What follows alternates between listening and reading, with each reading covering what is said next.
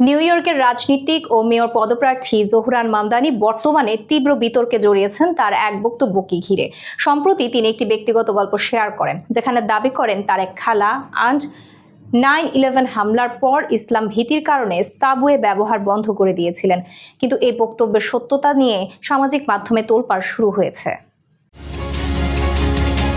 New ইয়র্কের রাজনীতিক ও mayor পদপ্রার্থী জোহরান মামদানি বর্তমানে তীব্র বিতর্কে জড়িয়েছেন তার এক বক্তব্যকে ঘিরে।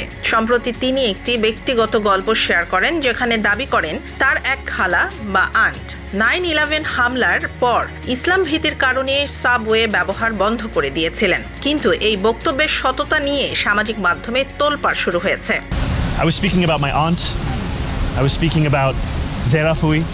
বিভিন্ন সংবাদ মাধ্যমে প্রকাশিত প্রতিবেদনে বলা হয়, যাকে মামদানি খালা বলেছেন তিনি প্রকৃতপক্ষে তার বাবার চাচাতো বোন এবং সেই সময় নিউ ইয়র্কেও বাস করতেন না। এছাড়া এই নারী হিজাব পরতেন বলেও কোনো প্রমাণ মেলেনি। এতে করে অনেকে মামদানির বক্তব্যকে গল্প গাঁথা বা রাজনৈতিক নাটক বলে সমালোচনা করেছেন।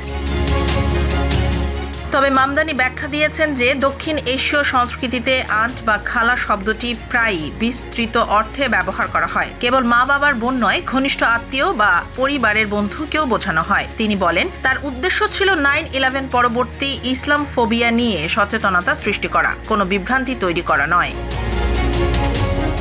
তবুও এই ঘটনাটি তার নির্বাচনী প্রচারে প্রভাব ফেলেছে। বিরোধীরা অভিযোগ করেছেন তিনি জনসমর্থন পেতে তথ্য বিকৃত করেছেন। মামদানির সমর্থকরা বলছেন এটি এক সাংস্কৃতিক ভুল বোঝাবুঝি, যেটিকে রাজনৈতিকভাবে ব্যবহার করা হচ্ছে।